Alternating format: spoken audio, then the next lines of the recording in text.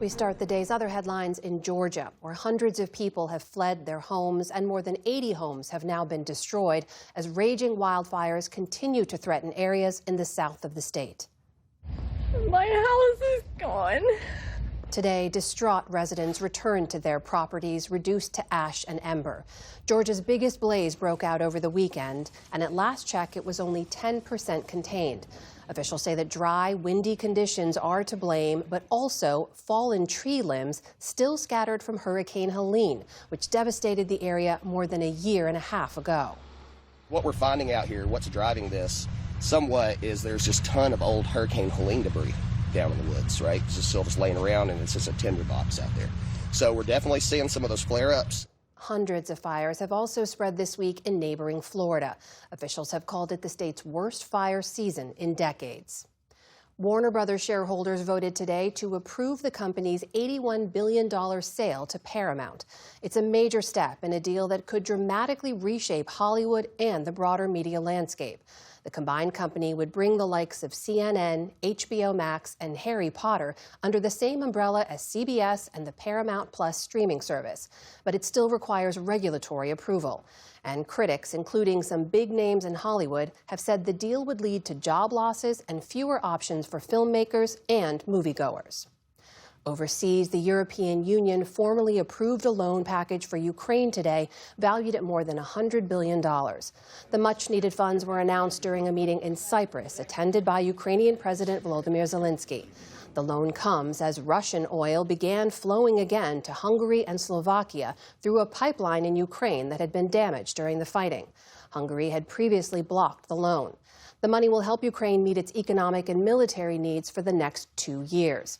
Without it, economists had warned the country would start running out of cash in June. The U.S. Senate took a pivotal first step toward funding ICE and Border Patrol and potentially finding a way to end the shutdown of the Department of Homeland Security in the coming weeks. On this vote, the yeas are 50, the nays are 48, and the concurrent resolution, as amended, is agreed to. DHS as a whole remains unfunded, but the measure voted on early this morning would allow Republicans to get around a Democratic filibuster of ICE and Border Patrol. It still has several more steps to go before it could take effect, and it comes amid a push by Democrats for policy changes to the agency after 2 protesters were killed by federal agents earlier this year. In the meantime, Republicans accuse Democrats of wanting to defund crucial immigration operations. To prevent Democrats from deciding that they want to defund law enforcement again in September, we're going to fund these critical functions for the next 3 years. Republicans hold a slim majority in the House, so even a few objections within the party could derail the budget plan. DHS has been shut since mid-February, making this the longest partial government shutdown in U.S. history. Round 1 of the NFL draft kicks off in Pittsburgh tonight, with the city expecting hundreds of thousands of visitors for the 3-day event. Officials are advising residents to use public transportation instead of driving to avoid the crowds, and city schools have moved to remote learning.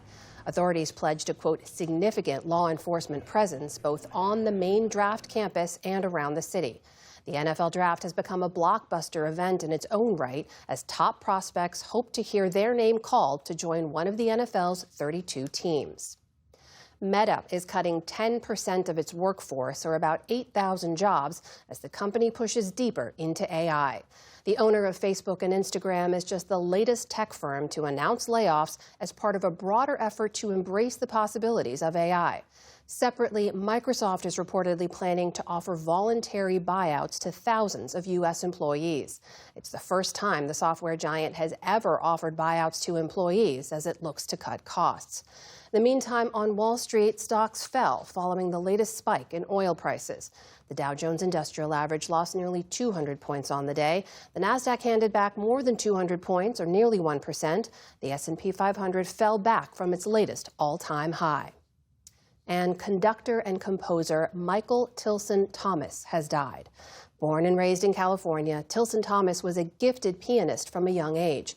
He later committed himself to conducting and led orchestras in Buffalo, Miami, London, and eventually San Francisco, where he stayed for 25 years.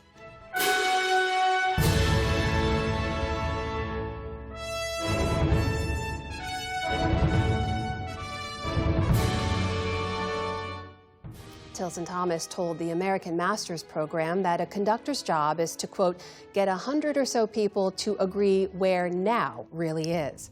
He was also a devoted teacher of classical music in the tradition of Leonard Bernstein.